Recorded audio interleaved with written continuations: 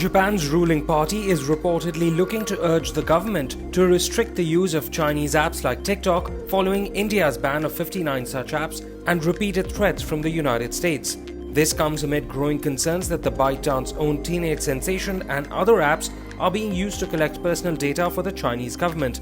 Japan is looking to implement tighter controls on the handling of sensitive information, which according to national broadcaster NHK could also see restrictions on Chinese-developed banking systems that use AI for tasks like evaluating loan applications. According to a Wall Street Journal report, Facebook is making lucrative offers to popular TikTok stars in order to sway them into joining their own competitor, Instagram Reels.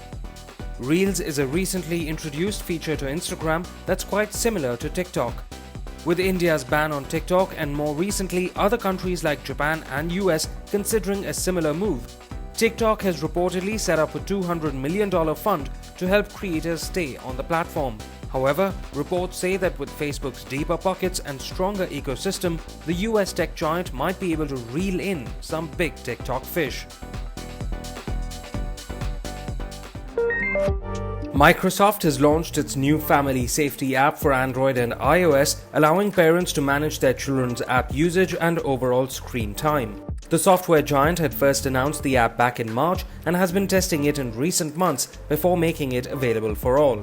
The app is designed to give parents greater oversight and control over their kids' entire digital activity across Android, Windows, and Xbox via a weekly email report.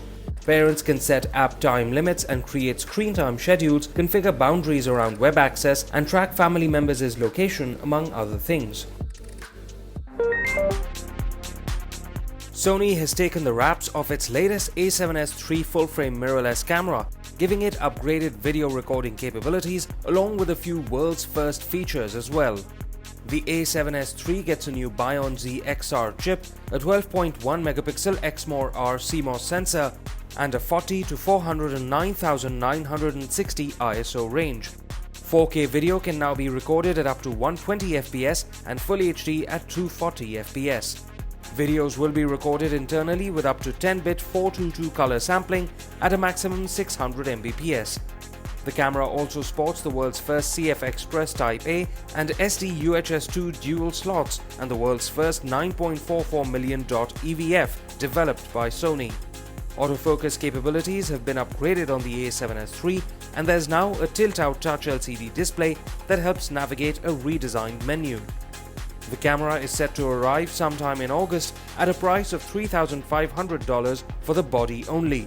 There's no word yet on Indian pricing and availability.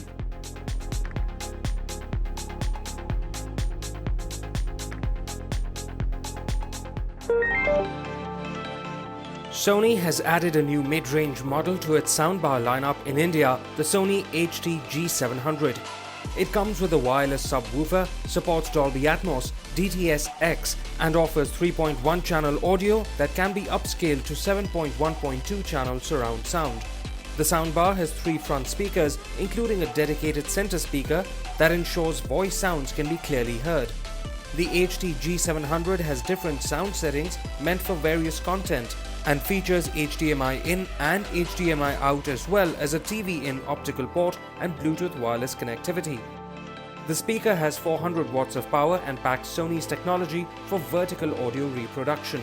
The Sony HD-G700 soundbar is available across Sony retail stores and other e-commerce websites for 39,990 rupees.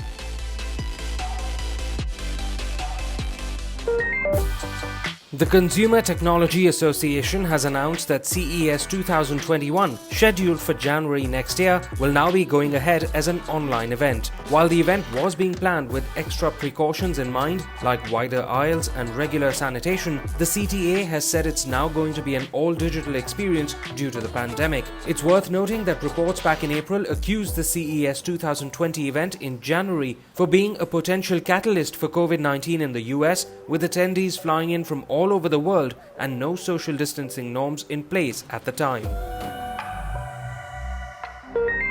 Latest reports have revealed that Samsung's successor to the Galaxy Fold is likely to be called the Galaxy Z Fold 2 5G. The new foldable smartphone is expected to be launched at Samsung's upcoming Galaxy Unpacked event on August 5th.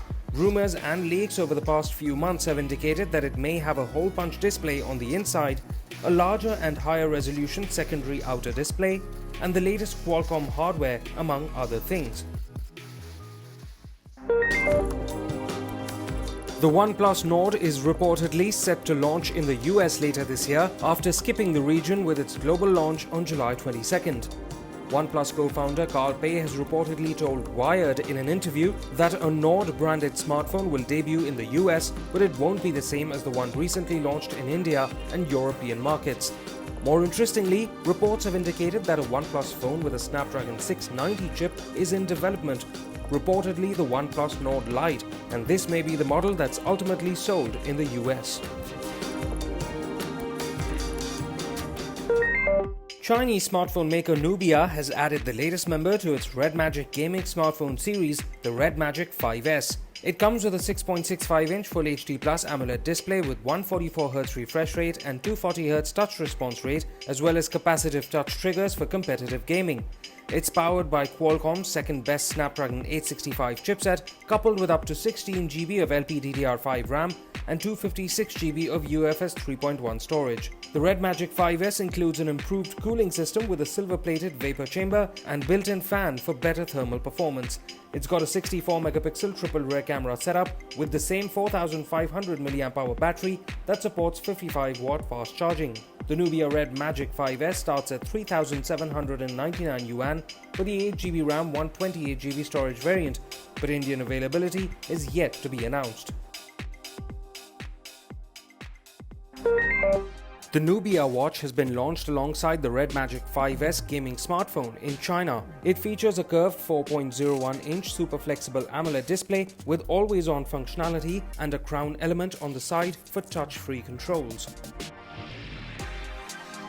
The watch is powered by the Snapdragon Wear 2100 platform, coupled with 1GB of RAM and 8GB of internal storage. There's eSIM support for standalone calls, as well as built-in GPS, NFC, Bluetooth 5.0 and Wi-Fi connectivity. It also offers real-time heart rate monitoring, automatic exercise tracking, sleep monitoring, music playback and more. It comes with a 420 mAh battery that claims to deliver up to 36 hours of regular usage or 6.5 days of standby time. The Nubia watch will go on sale in China for 1,799 yuan. Indian availability has not been announced.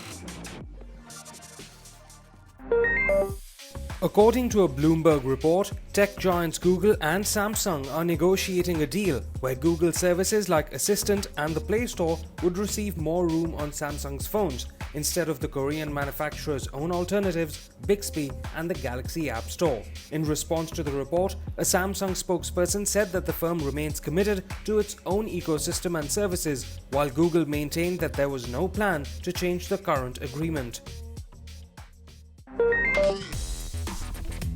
Swedish music streaming giant Spotify is expanding its group listening feature to allow its premium users to control music on each other's devices, no matter how far they are. The beta feature, called Group Session, allows groups of 2 to 5 people to simultaneously stream content by clicking on a join link sent out by a host. Any participant can play, skip and select tracks in the queue and add their own picks to the list. The changes are displayed to all participants' devices in real time.